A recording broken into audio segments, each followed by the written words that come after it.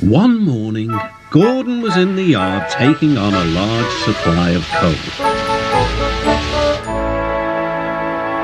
"That's the third load of coal you've had today, Gordon," said James. "Some might say you're being rather greedy."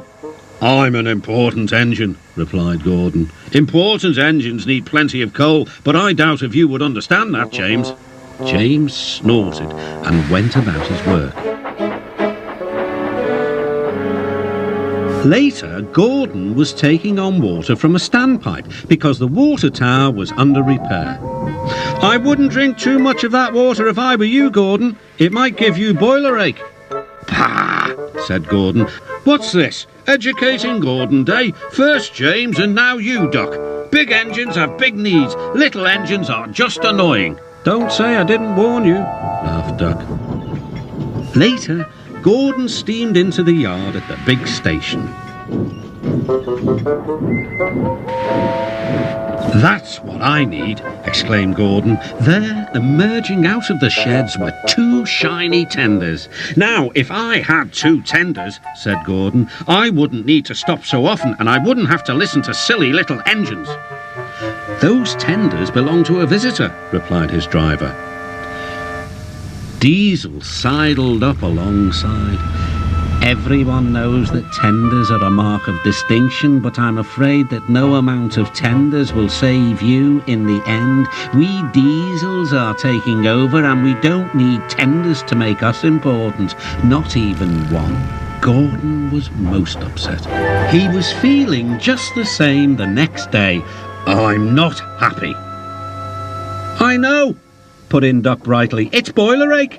"It's not boiler ache," protested Gordon. "It's—" "Of course it is," interrupted Henry. "That water's bad. Your boiler must be full of sludge. Have a good washout, then you'll feel a different engine." "Don't be vulgar," huffed Gordon. He backed down onto his train, hissing mournfully. "Cheer up, Gordon," said the Fat Controller. "I can't, sir. Is it true what Diesel says, sir?" "What does he say?" "That diesels are taking over." "Don't worry, Gordon, that will never happen on my railway." "And one more thing, sir. Why did the visitor have 2 tenders?" "Because he lives on a railway with long distances between coaling depots." Gordon felt better. But Henry started complaining. He banged some trucks angrily. "I always work hard enough for 2, he puffed. "I deserve another tender." Duck whispered something to Donald. He was going to play a trick on Henry. "Henry," he asked innocently, "would you like my tenders?" "Yours? What have you got to do with tenders?" "All right," said Duck. "The deal's off. Would you like them, Donald?" "I wouldn't deprive you of the honour," replied Donald.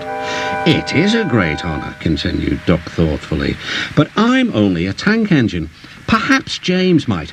"I'm sorry I was rude," said Henry hastily. "How many tenders have you, and when could I have them?"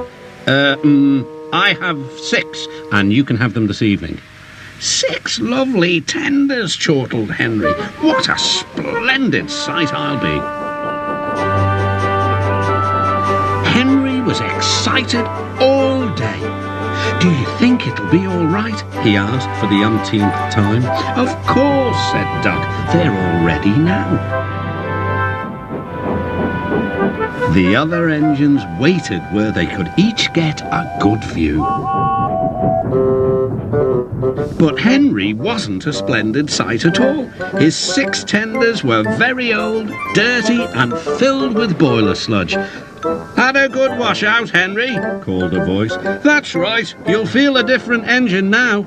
Henry was not sure, but he thought the voice belonged to Gordon.